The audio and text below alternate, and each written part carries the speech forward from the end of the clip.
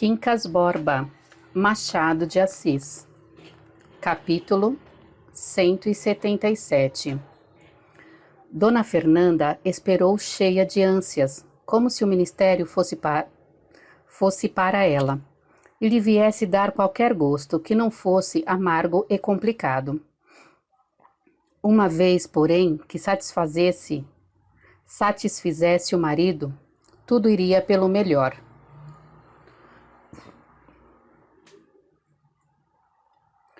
Teófilo tornou às 5h30. Pelo aspecto, reconheceu que vinha satisfeito. Correu a apertar-lhe as mãos. Que há? Pobre Nanã. Aí vamos com a trouxa às costas. O marquês pediu-me instantemente que aceitasse uma presidência de primeira ordem. Não podendo meter-me no gabinete onde tinha lugar marcado, queria e pedia que eu partilhasse a responsabilidade política e administrativa do governo, assumindo uma presidência. Não podia, em nenhum caso, dispensar o meu prestígio. Entre parênteses, são palavras dele. E espera que na Câmara assuma o lugar de chefe da maioria. Que dizes? Que arranjemos a trouxa, respondeu Dona Fernanda. Achas que podia recusar? Não. Não podia. Você sabe, não se podem negar serviços destes a um governo amigo. Ou então deixa-se a política. Tratou-me muito bem o marquês. Eu já sabia que era homem superior, mas que risonho e afável, não imaginas. Quer também que compareça a uma reunião os ministros e alguns amigos, poucos, meia dúzia. Confiou já o programa do gabinete, em reserva. Quando saímos? Não sei. Hei de estar com ele amanhã, à noite. A reunião é amanhã às 8h. Mas não te parece que fiz bem aceitando? De certo. Sim. Se recusasse, censurair-me-iam, e com razão. Em política, a primeira coisa que se perde é a liberdade. Agora você é que, se quisesse, podia ficar, daqui a 5 meses. Ou 4. Abrem-se as câmaras. Mal terei tempo de chegar e olhar. Capítulo 178. Dona Fernanda anuiu a proposta. Não interrompia a educação do filho. Era uma separação de 4 meses. Teófilo partiu daí a dias. Na manhã do dia do embarque, logo cedo, foi despedir-se do gabinete de trabalho. Deitou os últimos olhos aos livros, relatórios, orçamentos, manuscritos, a toda essa parte da família, que só tinha língua e interesse para ele. Havia atado os papéis e os folhetos para que se não extraviassem, e fez à mulher grandes recomendações. Parado no centro, circulou a vista pelas estantes, e dispersou a alma por todas elas. Despedia-se assim dos seus santos e amigos, com verdadeiras saudades. Dona Fernanda, que estava ao pé dele, não viveu ali mais que os 10 minutos da despedida. Teófilo viveu muitos anos. Deixa estar, eu cuidarei deles, eu mesma os espanarei todos os dias. Teófilo deu-lhe um beijo. Outra mulher recebê-lo-ia, triste, por ver que ele amava tantos livros que parecia amá-los, mais que a ela. Mas Dona Fernanda sentiu-se venturosa. Capítulo 179. Rubião, desde o dia da crise ministerial, não tornou à casa de Dona Fernanda. Nada soube, nem da presidência, nem do embarque de Teófilo. Vivia entre o cão e um criado, sem grandes crises, nem longos repousos. O criado fazia o serviço irregularmente. Comia gratificações e recebia, a miúde, o título de marquês. Aos demais, divertia-se. Quando lhe dava ao amo para conversar com as paredes, o criado corria a espiá-lo. Assistia ao diálogo, porque o Rubião incumbia-se das palavras delas, respondendo como se houvessem feito alguma pergunta. De noite, ia à palestra com os amigos da vizinhança. Como vai o Gira? O Gira vai bem. Hoje convidou o cachorro para cantar. O cachorro ladrou muito e ele gostou que se pelou. Mas assim um gosto de figurão. E ele gostou que se pelou, mas assim um gosto de figurão. Ele, quando está de pancada, parece que é como quem governa o mundo. Ainda ontem, almoçando, disse para mim: Marquês Raimundo, quero que tu... E embrulhou o resto que não entendi nada. No fim, deu-me 10 tostões. Você guardou logo. Ora! Quando o Rubião voltava do delírio, toda aquela fantasmagoria palavrosa tornava-se por instantes uma tristeza calada. Uma tristeza calada. A consciência, onde ficavam rastos do estado anterior, forcejava por despegá-los de si. Era como a ascensão dolorosa que um homem fizesse do abismo, trepando pelas paredes, arrancando a pele, deixando as unhas para chegar acima, para não tombar outra vez e perder-se. Ia então à vista dos amigos, uns novos, outros velhos, como a gente do Major e a do Camacho, por exemplo. Este, desde algum tempo, era menos conversado. A mesma política não lhe dava matéria aos discursos de outrora. No escritório, quando via Rubião assomar à porta, fazia um gesto de impaciência que sofreava logo. O outro notava essa mudança e perdia-se em conjecturas, se lhe escapara alguma ofensa por descuido. Ou se começava a aborrecê-lo, E para desfazer o tédio ou ressentimento, falava macio, risonho, abrindo longas pausas respeitosas, à espera que ele dissesse qualquer coisa. Em vão apelava para o Marquês de Paraná, cujo retrato continuava a pender da parede. Repetiu os nomes que lhe ouvira. O grande Marquês, o estadista consumado. Camacho ia apoiando de cabeça, escrevendo sem parar, consultando os autos e os praxistas. Lobão, Coelho da Rocha, citando, riscando, pedindo-lhe desculpa. Tinha um libelo que dar naquele dia. Interrompia-se para ir à estante. Com licença. Rubião arredava as pernas para deixá-lo passar. Ele tirava um volume das ordenações do reino e folheava, pulando adiante, voltando atrás, à toa, sem buscar nada, unicamente para o fim de despedir o importuno. Mas o importuno ia ficando, por isso mesmo, e entreolhavam-se, disfarçados. Camacho tornava ao libelo. Para ler, sentado, inclinava-se muito à esquerda, donde lhe vinha a luz, dando as costas ao Rubião. Aqui é escuro, aventurou o Rubião um dia, e não ouviu resposta. Tão atento parecia o advogado na leitura dos autos. Realmente pode ser importunação, pensou o nosso amigo. Espreitava-lhe o rosto duro e sério, o gesto com que pegava da pena para continuar o interminável libelo. 20 minutos mais de silêncio absoluto. No fim desse prazo, Rubião viu-o deixar a pena, retesar o busto, esticar os braços e passar as mãos pelos olhos. Disse-lhe com interesse: Cansado, não? Camacho fez um gesto afirmativo e preparou-se para continuar.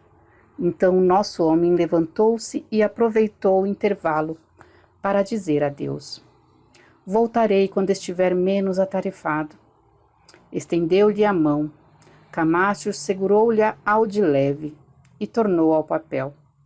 Rubião desceu a escada, aturdido, magoado com a frieza do seu ilustre amigo. Que lhe teria feito?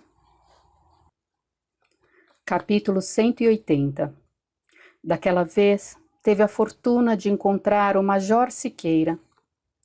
E agora mesmo à sua casa, disse-lhe. Vai para lá? Vou, mas já não estamos na mesma casa. Mudamo-nos para os Cajueiros. Rua da Princesa. Seja onde for, vamos. Rubião precisava de um pedaço de corda que o atasse à realidade, porque o espírito sentia-se outra vez presa da vertigem. Entretanto, falou com tal acerto e propriedade que o major o achou em pleno juízo e disse-lhe: Sabe que tenho uma grande notícia que lhe dar? Vamos a ela. Há de ser quando chegarmos. Chegaram. Era uma casa assobradada. Dona Tonica veio abrir-lhe a cancela. Trazia um vestido novo e brincos.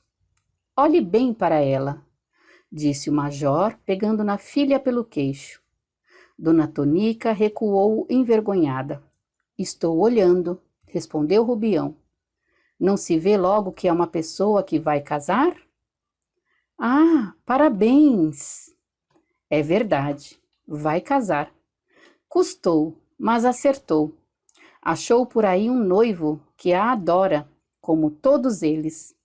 Eu, quando fui noivo, adorei a minha defunta, que foi uma coisa nunca vista. Vai casar. Arranjou um noivo. Custou, mas acertou. Pessoa séria, meia idade. Vem aqui passar as noites. De manhã, quando passa para a repartição, creio que bate na janela, ou ela já o espera. Eu finjo que não percebo. Dona Tonica dizia com a cabeça que não, mas sorrindo de modo que parecia dizer que sim. Estava tão buliçosa, nem se lembrava já que requestara o Rubião. Que este fora uma das últimas, e por fim a última das suas esperanças. Tinham entrado na sala. Dona Tonica foi à janela. Voltou, cabeça alta, andando à toa, reconciliada com a vida. Boa pessoa, repetiu o major. Boa criatura. Tonica, vai buscar o retrato. Anda, vai buscar o teu noivo. Dona Tonica foi buscar o retrato. Era uma fotografia. Representava um homem de meia idade, cabelo curto, raro, olhando espantado para a gente, cara chupada, pescoço fino e paletó abotoado. Que lhe parece?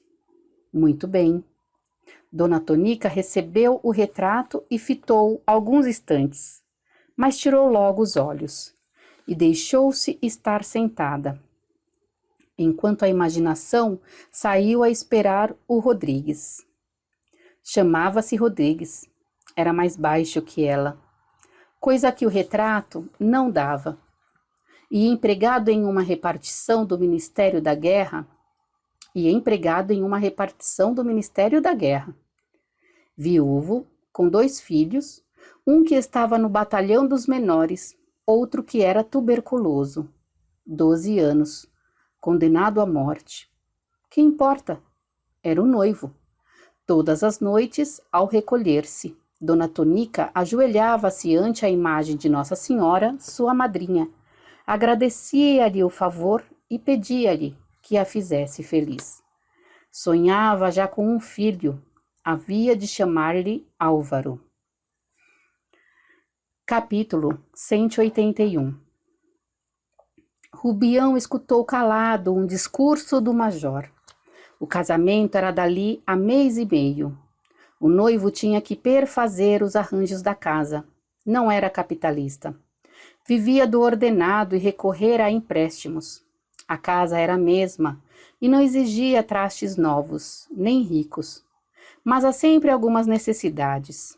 Em suma, dali a mês e meio, ou pelo menos 5 semanas, estariam unidos pelos santos laços do matrimônio. E fico eu livre do trambolho, concluiu o major. Oh, protestou Rubião. A filha ria-se, estava acostumada às graças do pai, e tão disposta à alegria que nada a vexava. Ainda mesmo que o pai se referisse aos seus 40 anos passados, não lhe daria grande golpe. Todas as noivas têm 15 anos. Verá como ele há de procurá-la depois, com saudades, disse Rubião a dona Tonica. Qual? Talvez eu me case também. Rubião levantou-se repentino e deu alguns passos. O major não viu a expressão do rosto. Não percebeu que o espírito do homem ia talvez descarrilhar e que ele mesmo pressentia. Disse-lhe que se sentasse e contou-lhe os seus tempos de casado e de campanha. Quando chegou à narração da batalha de Monte Caseros, com as marchas e contramarchas próprias do seu discurso, tinha diante de si Napoleão III. Calado a princípio, Rubião proferiu algumas palavras de aplausos. Citou Solferino e Magenta. Prometeu ao Siqueira uma condecoração. Pai e filha entreolharam-se. O major disse que vinha muita chuva.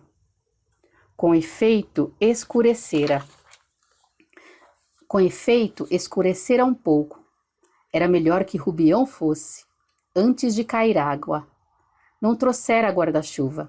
O dele era velho e único. Aí vem o meu coche, redarguiu Rubião tranquilamente. Não vem. Foi esperá-lo no campo. Não vês daí o coche, Tonica? Dona Tonica fez um gesto vago e sem vontade.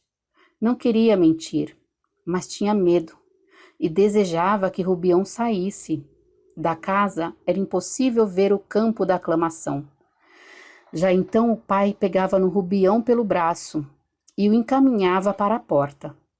Volte amanhã, depois, quando quiser. Mas por que não hei de esperar aqui até que venha o coche? Perguntou Rubião. A imperatriz não pode apanhar chuva. A imperatriz já foi. Fez mal. Eugênia fez muito mal, general. Para que há... Fez mal. Eugênia fez muito mal, general. Para que há de o senhor ficar sempre em major? General, vi o retrato do seu genro. Quero dar-lhe o meu. Mande as tulherias. Onde está o coche? Está no campo, esperando. Mande chamá-lo. Dona Tonica, que estava à janela, disse para dentro. Lá vem Rodrigues. E tornou a olhar para a rua, inclinando-se, sorrindo, enquanto na sala o pai continuava a guiar o Rubião para a porta, sem violência, mas tenaz. Este parava, repreendia. General, sou seu imperador. De certo, mas acompanhe-me, vossa majestade. Tinham chegado à porta. O major abriu a cancela, justamente quando o Rodrigues punha o pé na soleira. Dona Tonica entrou para receber o noivo, mas a porta estava atravancada com o pai e Rubião. Rodrigues tirou o chapéu, mostrando o cabelo, áspero e grisalho. Tinha nas faces chupadas umas pintinhas de sarda, mas o riso era bom e humilde. Mais humilde ainda que bom. E, não obstante, a trivialidade do gesto e da pessoa era agradável. Os olhos não mostravam o espanto da fotografia. Este efeito provinha da ênfase que ele pôs em todo o corpo, a fim de que o retrato saísse bonito.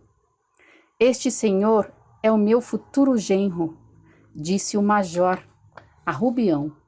Não é verdade que viu no campo um coche e um esquadrão de cavalaria? Perguntou ao Rodrigues, piscando um olho. Parece que sim, senhor. Pois então, continuou Siqueira, voltando-se para Rubião. Vá, vá, dobre a rua de São Lourenço e caminhe direito para o campo. Adeus, até amanhã. Rubião desceu 3 degraus. Eram 5. E parou diante do recém-chegado. Fitou-o alguns instantes e declarou que estimava muito conhecê-lo, que fosse bom esposo e bom genro. Como se chamava? João José Rodrigues. Rodrigues, hei de mandar-lhe uma fitinha aqui para a casaca. É o meu presente de núpcias. Lembre-me, Siqueira. Siqueira pegou-lhe no braço para fazê-lo descer os 2 últimos degraus e pô-lo na rua. No campo, dizes tu? No campo. Adeus. Da rua, ainda Rubião olhou para as janelas, com os dedos no chapéu, a fim de cumprimentar Dona Tonica. Mas Dona Tonica estava na sala, onde Rodrigues acabava de entrar, fresco e delicioso, como a primeira rosa de verão.